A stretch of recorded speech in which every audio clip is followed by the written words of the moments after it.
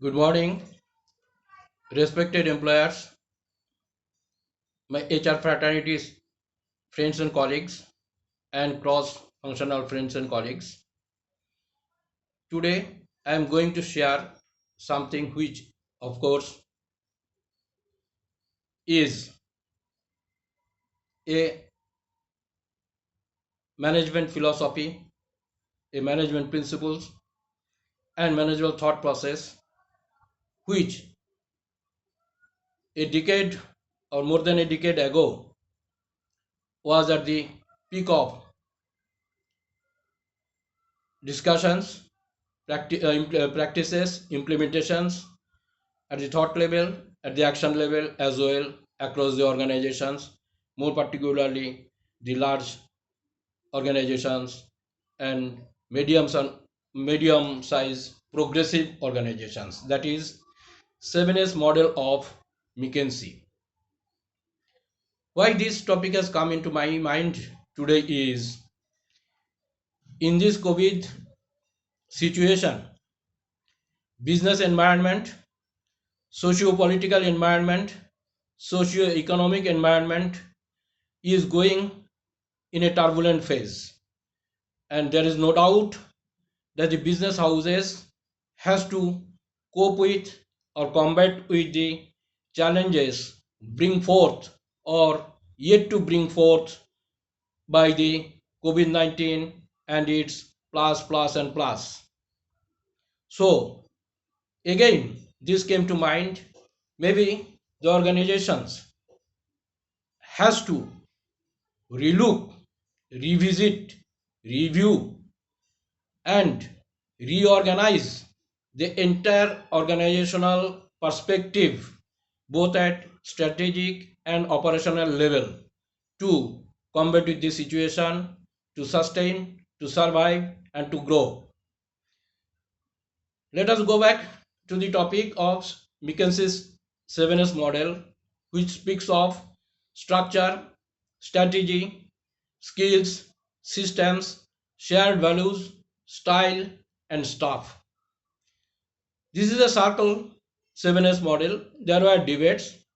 There have been many discussions on the topic as well, and there have been many challenges while taking up or implementing the 7S model in the organization. But of course, if we align it with the organization development as a continuous process in the organization and take the 7S model as one of the or as a tool or as a steps or as a process of organization development, then of course all these things are coming into purview of the thinking, purview of the policies, purview of the practices, purview of the implementations, so on and so forth.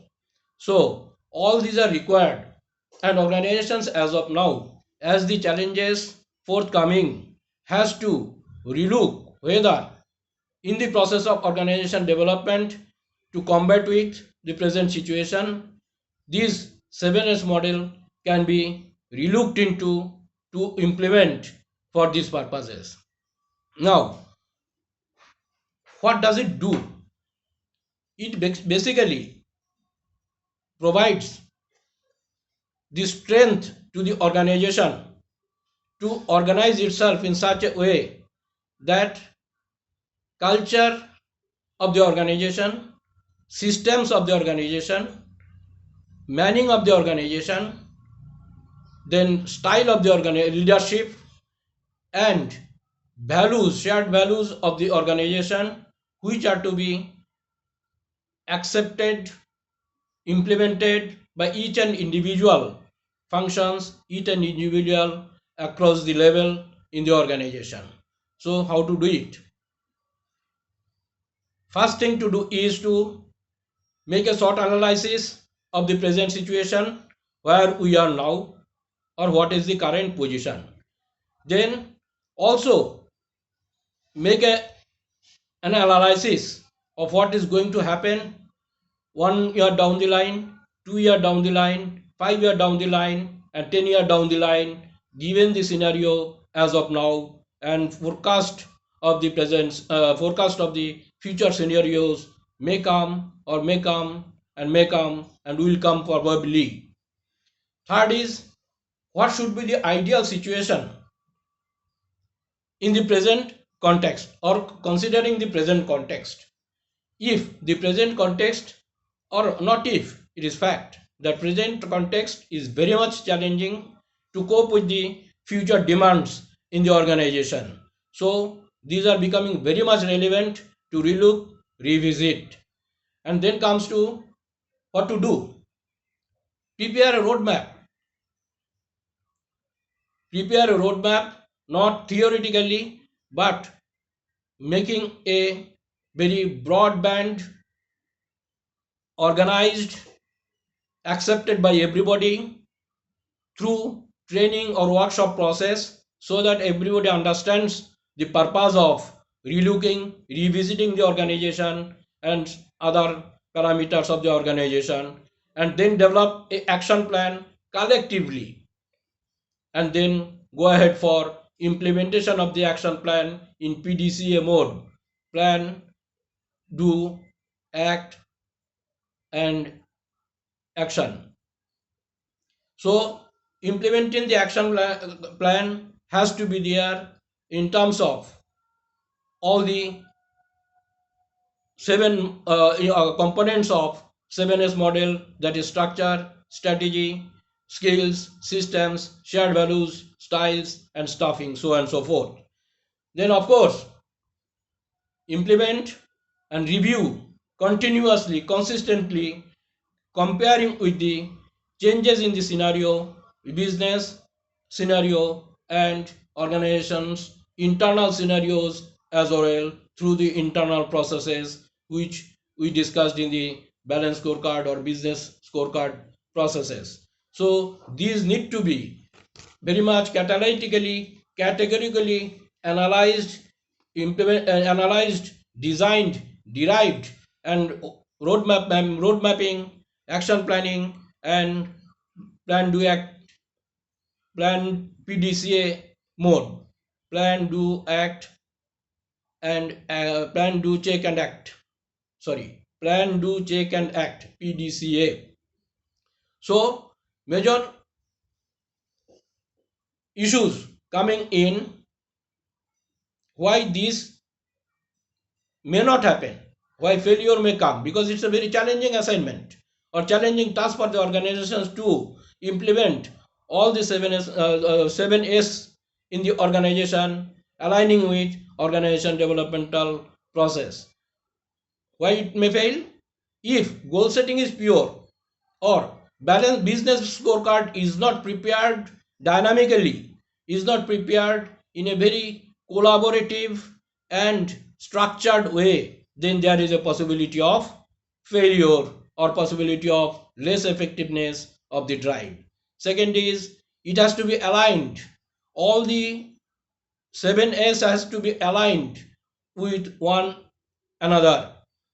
Unless there is a chain link, weak in the chain or weak in the 7S chain, there has to be failure or there has to be less effectiveness.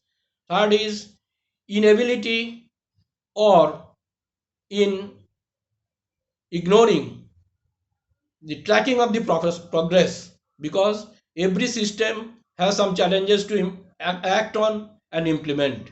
So every or very frequently there has to be checks and balances, and gaps are to be identified, to rectify, to correct, to take corrective actions. Then another factor comes in between: people mindset. This is much more important than any others. Leadership mindset and people mindset. Rather, I should say leadership commitment and people mindset. And this gap is equal to planning and control loop gap, because leadership has to have determined, dedicated, disciplined mindset to implement, to go ahead with 7S model and implement to it religiously, changing the mindset of the people across the organization through training and development processes, inculcating the values and focusing on the vision and mission statement of the organization across the all levels, across all functions, across all the dimensions whatsoever.